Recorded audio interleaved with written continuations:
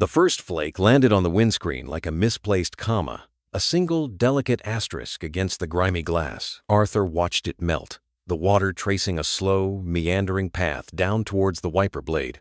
It was Christmas Eve, and London was doing its best to look the part.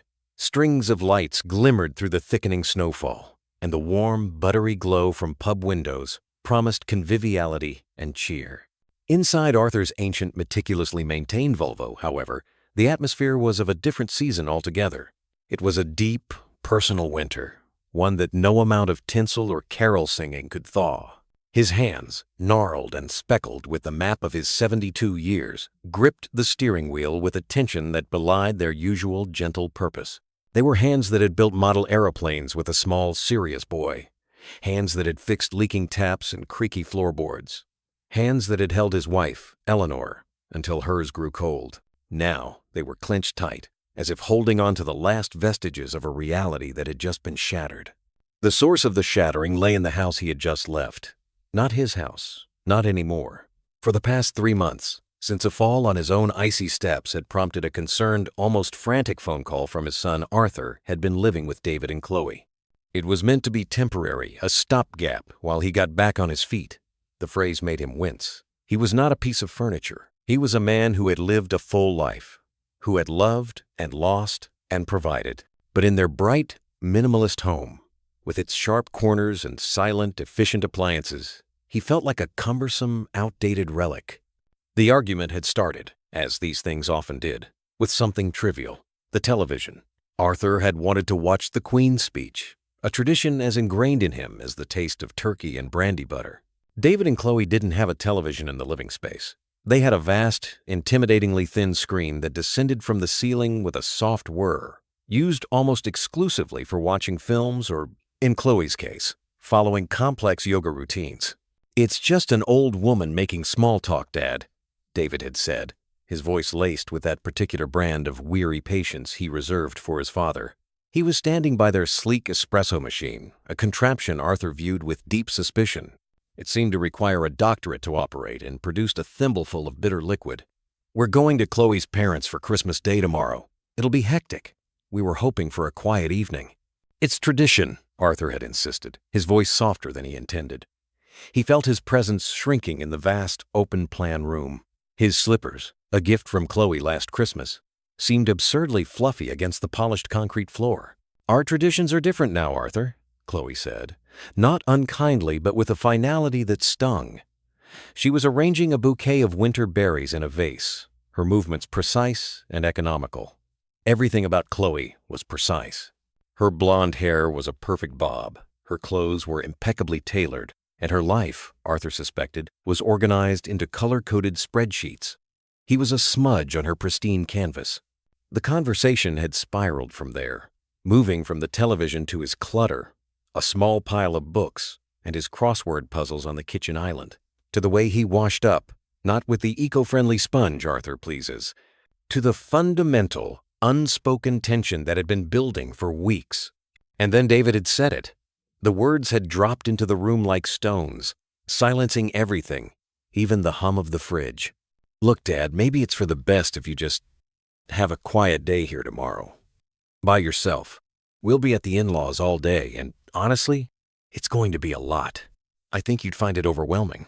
Arthur had stared at his son, David, his boy, the one he'd taught to ride a bike on the quiet cul-de-sac where they used to live, the one whose tears he'd dried after a scraped knee, whose graduation photo still held pride of place in his own, now empty house. This man, with his sharp suit and tired eyes, was telling him he wasn't wanted on Christmas Day. "Overwhelming?" Arthur had repeated, the word feeling foreign on his tongue. "You know what I mean," David said, avoiding his gaze. "The noise, all the people. It's not really your scene anymore." "Not my scene." The phrase echoed in Arthur's mind as he sat in the car. He saw the truth then, not in David's words, but in the space between them. It wasn't about the noise or the people. It was about him. He was an inconvenience, a problem to be managed. The fall had been the catalyst, but the real issue was his continued existence in their sleek, forward-moving lives. He hadn't shouted. He hadn't cried. Not then. A strange calm had descended upon him, the kind that follows a terminal diagnosis.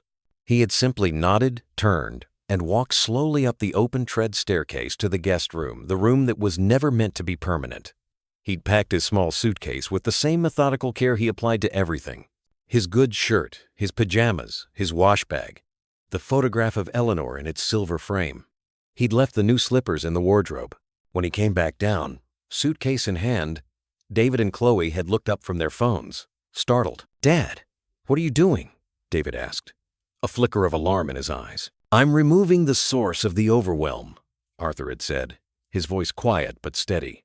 "I won't be a burden to you any longer." "Don't be ridiculous," Chloe said, standing up. "It's snowing. Where will you go?" "That," Arthur said, meeting her gaze, "is no longer your concern." He had seen the confusion on their faces, the dawning realization that he was serious. There was a hint of panic in David's expression, but it was the panic of a plan gone awry, not the grief of a son losing his father. There were no pleas, no heartfelt apologies, just a stunned silence as he walked to the door. "Dad, wait," David began, but Arthur had already closed the door behind him, the soft click a more definitive sound than any slam could ever be.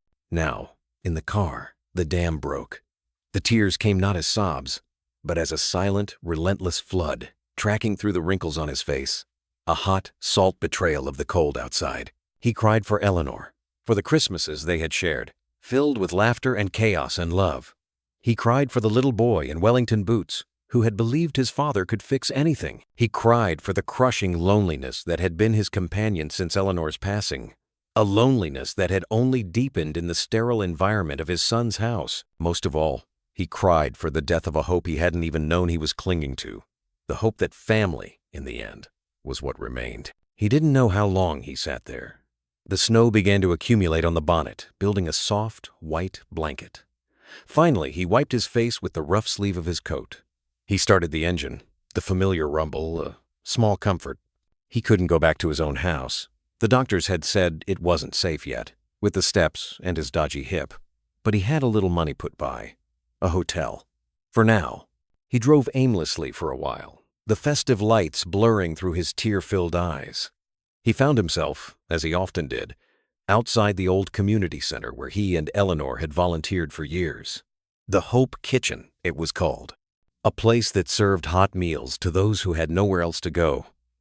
It was closed now, dark and silent, but the memory of it was a small, warm ember in his chest. And then, a thought began to form. It was a crazy thought, a radical, irreversible thought. But the more he considered it, the more sense it made. It was a thought born of a profound and painful clarity. David and Chloe did not need him. They had their lives, their success, their future. They had made it abundantly clear that his presence was a complication. But what did they expect from him? In the long run, he wasn't a fool. He knew about the sideways glances when they thought he wasn't looking, the hushed conversations about assets and power of attorney. They assumed, he realized with a fresh wave of pain, that whatever he had would naturally come to them. It was the unspoken contract of parenthood, wasn't it? You sacrifice for them, and in your dotage, they care for you, and eventually, they inherit. But they had broken their side of the contract. The thought solidified, crystallizing in the cold air of the car.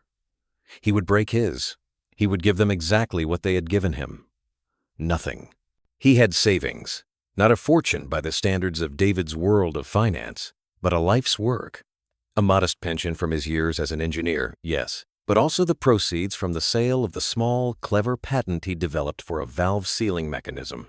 It had been his one brush with real success, a lump sum that had paid off the mortgage and left a nest egg he'd always been frugal with. He'd been saving it, partly for a rainy day, but mostly for David, for his future. For a grandchild, perhaps, that now seemed unlikely to ever call him Grandpa.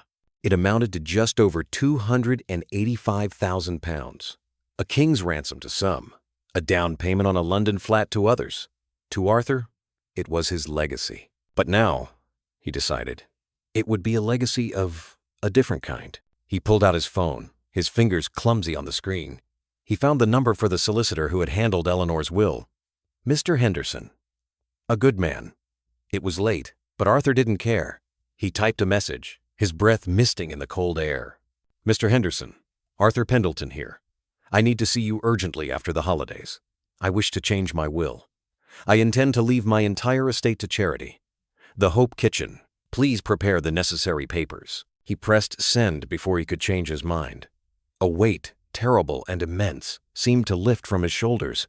It was replaced by a new, fierce resolve. He would not be the sad, discarded old man weeping in his car. He would be the architect of his own destiny. He would take the love he had saved for his son and his family, and he would give it to the world.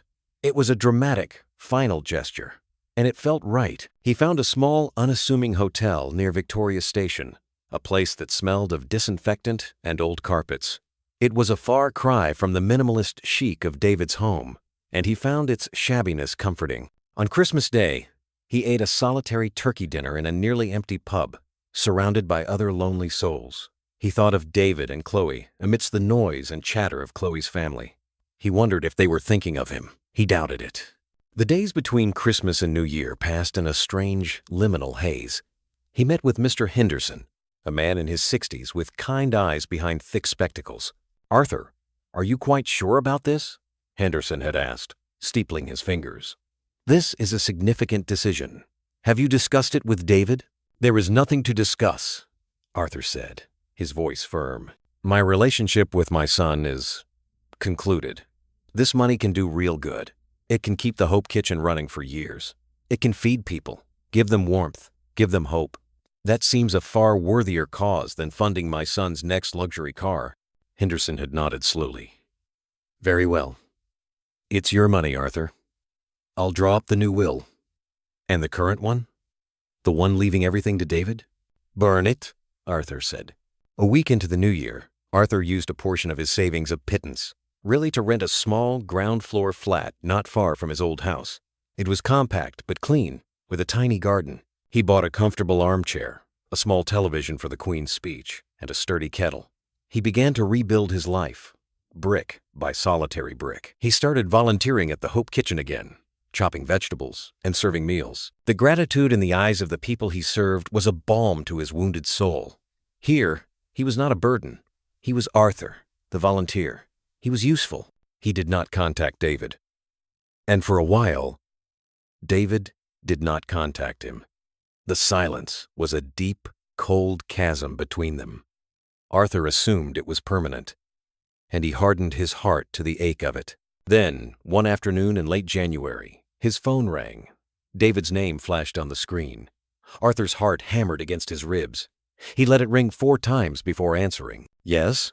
he said, his voice neutral. "Dad." David's voice sounded strained. "Hi. How are you?" Well, thank you," Arthur replied. "Is there something you need?" A pause. We've been worried about you. We didn't know where you went. Are you back in your house?" "No. I've rented a flat. It suits me." "Oh." Another pause. Longer this time. "Look, Dad. About Christmas. Chloe and we feel terrible. We were stressed. We didn't mean for you to leave like that. It was a misunderstanding." Arthur said nothing. He listened to the silence on the other end, a silence filled with unsaid things. "We'd like to see you," David continued, his tone becoming more pleading, "to make it up to you. How about we come over this weekend? We could bring lunch." The invitation was so unexpected, so contrary to their last interaction, that Arthur was immediately suspicious. But a small, stubborn part of him, the part that still remembered the little boy, felt a flicker of hope. Perhaps they had realized their mistake. Perhaps his dramatic exit had shocked them into recognizing their cruelty. "Very well," Arthur said against his better judgment. "Saturday, 1 o'clock. The flat felt different with them in it. David and Chloe arrived bearing gifts, an expensive-looking bottle of red wine, a bouquet of flowers even more elaborate than the one Chloe had been arranging on Christmas Eve, and a box of artisan chocolates. They filled the small space with their presents, their expensive coats, their air of slightly forced bonhomie. "This is cozy, Dad," David said, looking around the living room with an expression Arthur couldn't quite decipher. "It wasn't disapproval, exactly. It was more like assessment." "It's enough for me," Arthur said. Lunch was a stilted affair. Chloe had brought a quiche and a salad from a fancy deli. They made small talk about the weather, about work. The argument from Christmas was a ghost at the table, unseen but palpably present. It was over coffee that the real purpose of the visit emerged. David cleared his throat. "Dad, we were talking. You're full. It made us realize how vulnerable you are, living alone. Your old house, those steps, it's not safe. And this flat, it's fine, but it's a rental. It's not secure." "I'm perfectly secure," Arthur said, stirring his coffee. "But long-term," Chloe jumped in, her voice sweetly reasonable. "What about your finances? Renting can be such a drain. We were thinking, maybe it's time to think about consolidating your assets, making things easier to manage. David could help you with that. He's brilliant with investments." There it was, the hook. Arthur felt a cold certainty settle in his stomach. The gifts, the concern, the visit. It wasn't about him, it was about the money. They had started thinking about the money. But how? He had never discussed the extent of his savings with them. The patent sale had been a private matter. He'd always lived modestly. And then he remembered Mr. Henderson's young, new secretary. She had been in the office during his visit. She was a chatty woman, a friend of Chloe's. It wouldn't have taken much. A casual remark over coffee. "You'll never guess who came in today, changing his will to leave nearly $300,000 to charity. His own son gets nothing." The gossip would have spread like wildfire, finally reaching their ears. The flicker of hope in Arthur's heart died, extinguished by the cold water of this realization. The pain was sharper and more profound than anything he had felt on Christmas Eve. This was calculated. This was avarice masquerading as affection. He looked at his son, at the eager, anxious expression on his face. He looked at Chloe, her smile a perfect, practiced mask. He saw not love, but opportunity. He decided to play along, to see how far they would go. "That's very kind of you to worry," Arthur said, keeping his voice mild. "But my finances are in order. Mr. Henderson helps me." "But Henderson is old school, Dad," David said, leaning forward. "He's not a financial advisor. I could get you a much better return. We could look at buying a nice little retirement flat, something brand new, with all the mod cons. No maintenance worries. We could even look at places near us." "Near you?" Arthur asked. "I thought I was overwhelming." David had the decency to look abashed. "That was a mistake. We were wrong. We want you to be part of our lives, Dad. We really do." The performance continued for weeks. The visits became more frequent. They invited him to their home for dinner, where Chloe cooked an elaborate meal, and David talked incessantly about the property market and wise investments. They asked him about his health with cloying concern. They started including him in plans for the future, a future that always seemed to involve his money. One evening in March, they sprung their masterstroke. They invited him over for a family meeting. The atmosphere was unusually solemn. "Dad," David began, once they were seated in the Stark living room. "Chloe and I have some wonderful news." Arthur waited, sipping the tea Chloe had made him. "We're going to have a baby," Chloe said, her face glowing with a genuine happiness that, for a moment, took Arthur's breath away. A grandchild. The thing he had secretly, desperately wished for. The news should have filled him with joy, but all he could feel was a corrosive bitterness. The timing was too perfect. It was the ultimate emotional blackmail. That is wonderful news," he managed to say, the words ash in his mouth. "Congratulations. It changes everything," David said, his eyes shining with what looked like tears. "It makes family so much more important. We want this child to know his grandfather. We want you to be a big part of his life." His life, Arthur noted. They already knew the gender. Or were they just assuming? "We've been looking at houses," Chloe continued, taking David's hand, "with a garden, a proper family home. But with the baby coming and the cost of everything, well, it's a stretch." There was a long, pregnant pause. They looked at him expectantly. "We were wondering," David said, his voice dropping to a confidential tone, "if you might consider helping us with a deposit. It would be an investment, really, in your grandchild's future. It would mean you could be close to us, to him. We could even have a granny flat. I mean, a flat for you, built in, so you'd never be alone. The proposal was laid out with breathtaking audacity. They wanted him to use his money to buy himself a room in their new life, a life they had explicitly excluded him from only months before. They were selling him a share in a family he was only welcome in as a financier. Arthur looked from his son's hopeful, greedy face to his daughter-in-law's perfectly arranged expression of loving expectation. He felt a profound and utter weariness. The game was over. He set his teacup down on the glass coffee table with a quiet, definitive click. "No," he said. The word hung in the air. Simple and absolute. David blinked. "No, Dad, just think about it. For the baby, there is no baby," Arthur said, his voice cold and clear. Chloe's hand flew to her stomach. "What? What are you talking about?" "Oh, I believe you're pregnant," Arthur said, looking directly at her. "The timing is just very convenient, that's all. A perfect lever to pry open my bank account." "How dare you?" David shot to his feet, his face flushing with anger. "That's a disgusting thing to say." "Is it?" Arthur remained seated, his calm, a stark contrast to David's fury. "You asked me to leave on Christmas Day, David. You told me I was a burden. You didn't call for weeks. Then, suddenly, after a visit to my solicitor, you can't get enough of me. You bring me gifts. You talk of family. You talk of my assets." David's mouth opened and closed. The flush on his face deepened from anger to a mixture of rage and shame. "So that's what this is about? Your bloody money? You'd punish your own grandchild over a stupid argument?" "This isn't about punishment," Arthur said, standing up now. He felt taller than he had in years. "This is about truth. You don't want me. You want my savings. You found out about the money, and you started to perform. It has been a truly pathetic performance." "You're a bitter old man," Chloe spat, her mask of sweetness finally slipping away to reveal the coldness beneath. "We were trying to include you, to build a future together." "A future where I pay for the privilege of your company?" Arthur shook his head.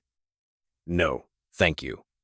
My money has a better purpose." "What purpose?" David demanded, his voice a snarl. "I've made a new will," Arthur said, walking towards the door. He felt a strange sense of peace. "Every penny I have is going to the Hope Kitchen. It will help feed and shelter people who have genuine need, people who are grateful for a hot meal and a kind word, and don't see it as a down payment on a house they can't afford." The shock on their faces was almost comical. It was the confirmation of everything he had suspected. "You can't do that," David shouted. "That's my inheritance. That's for your family." Arthur stopped at the door and turned back. He looked at his son, really looked at him, and saw a stranger. "You made it abundantly clear at Christmas that I am not your family," he said quietly. "You defined the terms of our relationship. I am simply accepting them." He opened the door and walked out into the cool spring evening. He did not look back. He knew there would be threats, pleas, perhaps even legal challenges. But Mr. Henderson was a good solicitor. The will was ironclad. He walked to his car, the same old Volvo that had been his refuge on that terrible Christmas Eve. This time, there were no tears. There was only a quiet, resolute sadness, and beneath it, a glimmer of something else. Freedom. He was free from their expectations, free from the performance, free to give his legacy, not to ingratitude, but to grace.